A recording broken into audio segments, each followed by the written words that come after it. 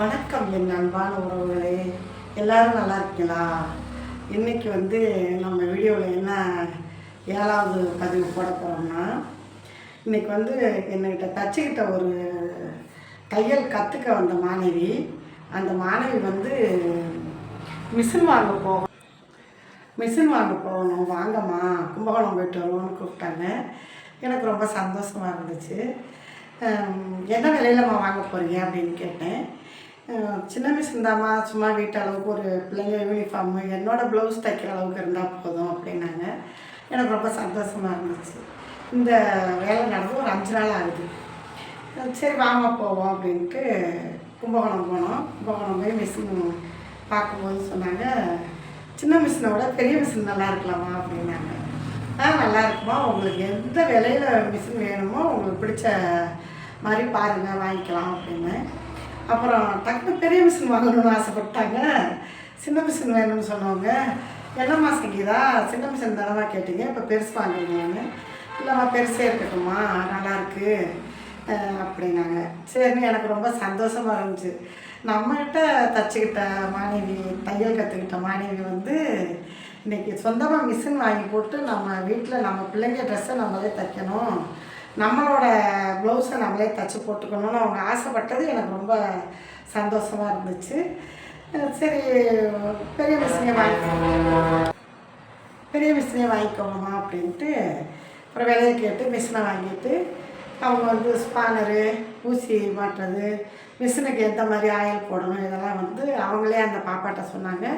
நானும் ஆல்ரெடி என்கிட்ட கிளாஸ்க்கு வரும்போது சொல்லியிருக்கேன், நீங்கள் இது மாதிரி மிஷினை பராமரிக்கணுமா, இப்படி தான் காலையில் வந்தோன்னே மிஷினை தொடச்சி எண்ணெய் போட்டு தைக்க ஆரம்பிக்கும் போது நம்ம இஷ்ட தெய்வத்தை வணங்கி தான் நம்ம தையல் தொழிலை ஆரம்பிக்கணும் அப்படின்னு நான் சொல்லியிருக்கேன்.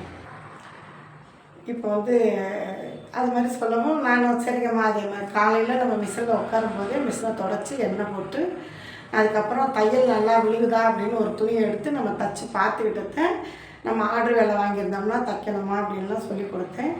நீங்கள் சொல்லி கொடுத்தது எனக்கு ரொம்ப பயனுள்ளதாக இருந்துச்சுமா, உங்கள் பேரை நான் நிலைநிறுத்தணும், அதனால என்ன அப்படியே கை போகுதுன்னு பார்க்குறீங்களா, பஸ் சவுண்டு, ஆரன் சவுண்டு இதெல்லாம் தாண்டி நான் ஒரு வீடியோ எடுத்து உங்களுக்கு கொடுத்துக்கிட்டு இருக்கேன். சரியா? அதனால தான் நான் அதனால் கற்றுக்கணும்னு ரொம்ப ஆசைப்பட்றேம்மா அப்படின்னாங்க. கற்றுக்கிட்டு மிஷினையும் வாங்கியாச்சு. 11,500 அந்த மிஷினோட விலை. வாங்கிட்டு மோட்டரோடு சேர்த்து பெரிய மிஷின் தான் வாங்கியாச்சு. நீங்கள் போங்கம்மா அப்படின்ட்டு எனக்கு அந்த கடைக்காரவங்க தையல் மிஷினுக்கு ஆயில் போடுவோம்ல, ஆயில் கேன், அது ஒரு டப்பா, அது வெளியில் வாங்கினா எனக்கு ஒரு டப்பா கொடுத்தாங்க. அப்புறம் எடுத்துக்கிட்டு வீட்டுக்கு வந்துட்டோம். அவங்களுக்கு இன்றைக்கி காலையில் போய் எனக்கு இந்த மிஷினை ஃபிட் பண்ணி கொடுங்கம்மா, பூஜை போட்டு கொடுங்கன்னாங்க. அவங்க வீட்டுக்கு போய் மிஷினை மோட்டரெல்லாம் ஃபிட் பண்ணி அந்த மோட்டருக்கு சின்னதாக தானே இருக்கும். அந்த நம்ம தையல் மிஷினுக்கு எப்படி நாடாக போடுறோமோ அது சின்னதாக பிளாஸ்டிக் மாதிரி கொடுத்துருந்தாங்க, நல்லாயிருக்கு. அதை மாட்டி கொடுத்துட்டு சாம்பிராணி போட்டு தைங்கம்மான ஆசீர்வதிச்சுட்டு வந்துட்டேன். சங்கீதா மேலும் மேலும் தையல் வேலைகள் வளர்ச்சி அடைய இந்த அம்மாவின் வாழ்த்துக்கள். சரி, இன்னைய கதையும் சொல்லிட்டேன், வாழ்ந்து வந்த கதையும் சொல்லிட்டேன். அடுத்து என்னென்னா, நம்ம ஒரு புடவை தைக்க போகிறோம். புடவையை ஓரம் அடிச்சுக்கிட்டு நம்ம ப்ளவுஸ் வெட்டி வச்சுருக்கேன், அதை நான் அடுத்த வீடியோவில் போடுறேன். புடவை ஓரம் அடிக்கிறத மட்டும் இப்போ உங்களுக்கு நான் வீடியோவாக போடுறேன். வாங்க இப்போ வீடியோக்குள்ளே வாங்க, தைக்க போகலாமா?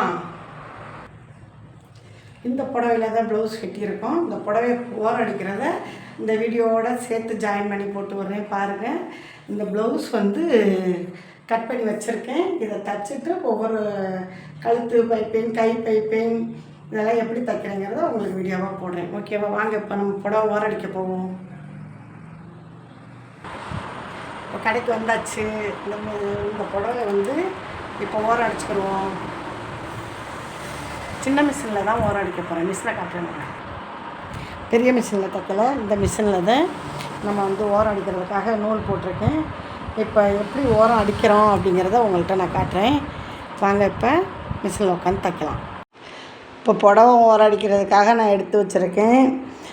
இதோட ப்ளவுஸை நம்ம வெட்டி எடுத்துக்கிட்டேன். லைனிங் கொடுத்து தைக்கணும், அதுக்காக வெட்டி எடுத்துக்கிட்டேன்.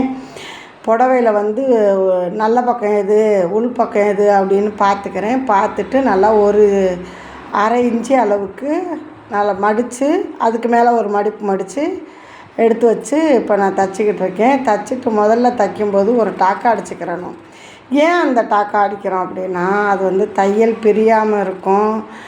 நம்ம அப்படியே தைச்சோம்னா அடுத்தடுத்து சர சர சர சரன்னு பிரிஞ்சுக்கிட்டே ஒடியாந்துடும். அதனால தான் நம்ம இப்படி தைச்சிட்டு தையல் நல்லா விழுகுதா, நூல் கோர்த்து வாங்குதா, சமமாக இருக்கா, படிமானமாக 2 தையல் நூலும் கரெக்டாக வருதா அப்படின்னு திருப்பி பார்த்துக்கிட்டேன். கரெக்டாக இருக்குது. அதனால் ஃபேன் ஓடுதா, எழுந்திரிச்சு நிப்பாட்ட முடியலை. வீடியோ வேறு ஓடிக்கிட்டே இருக்கா, அதனால் ஏந்திச்சு நிப்பாட்ட முடியல. வாங்க வாங்க நம்ம வீடியோவை பாருங்கன்னு கையால் கூப்பிட்றேன். பார்த்தீங்களா, இது எனக்கு ஒரு சந்தோஷமான, என்ன தான் எனக்கு மனசில் ஒரு கஷ்டம் இருந்தாலும் அதை வந்து சரி பண்ணுறதுக்கு சிவனேன்னு கடையை திறந்து மிஷினில் உட்காந்து தைக்க ஆரம்பிச்சிருவேன். அப்போ தான் என்னுடைய சோகமான ஒரு மனசு கஷ்டம்லாம் வந்து எனக்கு அது தோணாது. அதனால் கடையை திறந்து நான் வந்து தைக்க ஆரம்பிச்சிருவேன். நம்ம தைக்கும்போது அந்த கவலைகளை மறந்துட்டு நம்ம தையலில் வந்து நம்ம கான்செப்டை கொண்டு போயிடுவோம். அதனால் எனக்கு ஒரு சின்ன மன கஷ்டமாக இருந்தாலும் உடனே நான் வந்து கடையை திறந்து தையல் மிஷினில் உட்காந்து தைக்க ஆரம்பிச்சிருவேன். என்னுடைய வேலைகளை நான் பார்ப்பேன். இது வந்து இப்போ ஒரு பக்கம் நல்லா நம்ம தைச்சிக்கிட்டோம். ஓரம் வந்து கரெக்டாக அடிச்சிட்டேன். இழுக்காமல் தைக்கும்போது தான் நம்மளுக்கு தையல் படிமானமாக நல்லா விழுகும். ஏன் நான் பின்னாடி கையை கொடுத்து இழுத்துக்கிறேன்னா, லைட்டாக துணி லேசாக இருக்கிறதுனால சுருங்குற மாதிரி தெரிய வந்தேன். பின்னாடி கையை கொடுத்து லைட்டாக இழுத்துக்கிட்டேன். இப்போ அந்த லாஸ்ட்டு தைச்சி முடித்து அந்த எண்டுக்கு வந்துட்டோம்.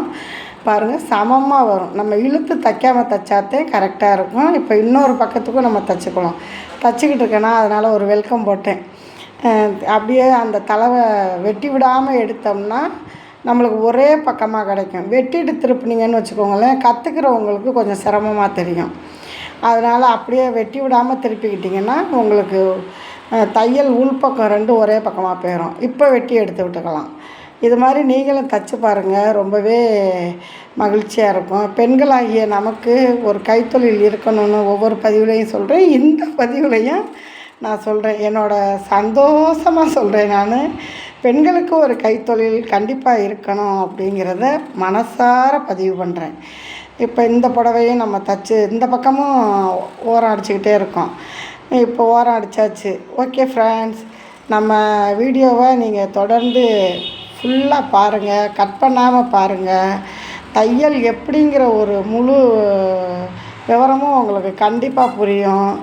தையலுங்கிறது சாதாரண விஷயம் கிடையாது. கற்றுக்கிட்டோம்னா ரொம்ப ரொம்ப ரொம்ப ரொம்ப ரொம்ப ஈஸியான ஒரு கலை தான் இது. அதனால் நீங்களும் முயற்சி என்றைக்குமே வெற்றியை தான் கொடுக்கும்.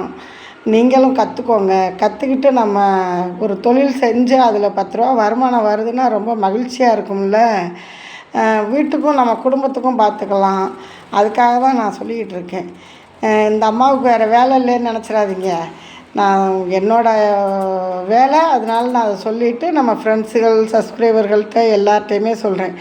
ஓகே ஃப்ரெண்ட்ஸ், இந்த வீடியோ பார்த்துட்டு லைக் பண்ணுங்கள், ஷேர் பண்ணுங்கள், சப்ஸ்கிரைப் பண்ணுங்கள். பாய்.